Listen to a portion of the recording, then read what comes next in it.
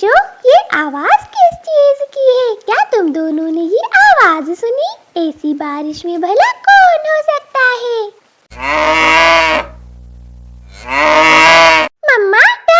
मम्मा गाय हो सकती है, क्योंकि ये आवाज तो गाय की है। हाँ लाली बेटा, मुझे भी लग रहा है, मगर मैं सोच रही हूँ कि हमारे जंगल में तो किसी के पास गाय नहीं है, फिर ये गाय कहाँ से आई? मगर मैं जाकर देखती हूँ। चिड़िया जब अपने घर से बाहर आती है तो उसे सच में एक गाय दिखाई देती है। उड़ते हुए चिड़िया उस गाय के पास आ जाती है। अरे यहाँ पर तो सच में एक गाय है, मगर ये बेचारी इतनी तेज बारिश में यहाँ पर क्या कर रही है? लगता है इसे बहुत भूख लगी है, तभी तो ये इतना शोर मचा रही है। मैं ऐसा करती हूँ कि इसे किसी सुरक्षित जगह पर छोड़ आती हूँ, ताकि ये बारिश से बच सके। चलो प्यारी गाय, मैं तुम्हें किसी सुरक्षित जगह पर ले चलती हूँ। और फिर वो गाय रानी चिड़िया के पीछे पीछे चलने लगती है। चिड़िया उसे अपने घर के पास ही एक जगह पर ले जाती है। वहाँ उसे वो एक रस्सी के साथ बांध देती है, मगर गाय थी के चुप होने का नाम ही नहीं ले रही थी। अच्छा बाबा, अच्छा, मैं समझ गई हूँ। तुम यहीं रुको, मैं तुम्हारे लिए कहीं से घास का बंदोबस्त करती हूँ। और घर वापस आकर रानी चिड़िया अपने बच्चों को सारी बात बता देती है। बच्चों, तुम परेशान ना होना, मैं गाय के लिए घास लेने जा रही हूँ। मम्मा, क्या वो गाय दूध भी देती है? अगर वो गाय दूध नहीं देती तो उसको घास डालने का क्या फायदा?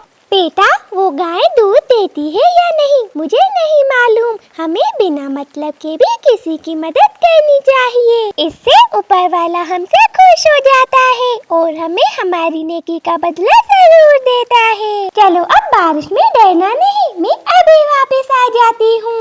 अपने बच्चों को समझाने के बाद घास की तलाश में रानी चिड़िया घर से निकल पड़ती है और उसे एक जगह पर बहुत ही अच्छा घास दिखाई देता है। जल्दी जल्दी से वो हरा हरा घास काटने लगती है। फिर रानी चिड़िया वो घास लेकर उस गाय के पास आती है। गाय बेचारी बहुत भूखी थी, वो जल्दी जल्दी से घास खाने लगती है। गाय, तुम जल्दी जल्दी से ये घास खा लो। मुझे नहीं पता कि तुम कहाँ से आई हो और किसकी हो, और तुम आज की रात यहाँ पर रह सकती हो। अब मुझे जाना होगा, मेरे दो अपने छोटे छोटे बच्चे हैं जो मेरी राह तक रहे होंगे। रानी चिड़िया की पड़ोस में दो कौवे रहते थे, उन्हें भी गाय की आवाज सुनाई देती है। कालू जी, काफी देर से आवाजें आ रही है, बाहर जाकर देखो कौन है। अब छोड़ो भी कर लो, ऐसी बारिश में कोई मुसीबत गले न पड़ जाए। और कौन होगा? होगा कोई मदद मांगने वाला। और मुझे बहुत नींद आ रही है, इस वक्त मैं किसी की मदद करने के मूड में नहीं हूँ। और सुबह हो जाती है, बारिश भी रुक चुकी थी। रानी चिड़िया सुबह सुबह गाय को घास खिला रही थी और सामने ही कालू कौवा और कल्लो उसे देख रहे थे। कल्लो, ये मैं क्या देख रहा हूँ? इस गरीब रानी के पास इतनी सुंदर गाय कहाँ से आई? कालू जी, लगता है रात ये आवाजें ऐसी गाय की थी। मैं तो आपसे कह रही थी, अगर आप उठ जाते तो ये गाय आज हमारे पास होती। मगर अभी भी कुछ नहीं बिगड़ा, मैं जाती हूँ और रानी से कहती हूँ कि ये गाय मेरी है। वो सीधी सादी बेवकूफ चिड़िया मान जाएगी और गाय मुझे दे देगी। कालू कौवे से इतना कहने के बाद कल्लो चलती हुई रानी चिड़िया के घर पहुँच जाती है। अरे मेरी गाय, मेरी सुंदर गाय, मेरी गाय, मैंने तुम्हें कहाँ कहाँ नहीं ढूंढा, मगर तुम यहाँ हो। आपकी गाय? कल्लो बहन, कल तक तो आपके पास कोई गाय नहीं थी, फिर सुबह सवेरे आपकी गाय कहाँ से आ गई? वो चिड़िया कल ही तो लाए थे तुम्हारे भाई कालू ये हमारी नई गाय, फिर पता नहीं कैसे ये अपनी रस्सी खोलकर भाग गई और मैं जब सुबह को उठी तो अपनी गाय ना देखी और इसे ढूंढने निकल पड़ी। चलो प्यारी गाय, इतनी भी नाराजगी अच्छी नहीं होती, चलो अपने घर। कल्लो बहन, ये गाय मेरी भी नहीं है। अगर ये गाय आपकी है तो आप इसे ले जा सकती हैं, मगर एक बात याद रखना, अगर आपने झूठ बोला तो ऊपर वाला आपको इसकी सजा जरूर देगा। हाँ हाँ चिड़िया, मेरी ही है। अब बातें बंद करो, मुझे अपनी गाय ले जाने दो। इसके बाद कल्लू उस गाय को लेकर अपने घर पहुंच जाती है, जहाँ पर पहले ही कालू कौवा उसका इंतजार कर रहा था। अरे वाह कल्लो, कितनी चालाकी से तुमने उस चिड़िया को बेवकूफ बनाया। चलो अब जल्दी से एक बाल्टी ले आओ ताकि इस गाय का दूध निकालें। फिर कल्लू घर से एक बाल्टी उठा लाती है और वो गाय के पास जाकर उसका दूध निकालने लगती है, मगर गाय के थनों में से तो दूध ही नहीं निकलता।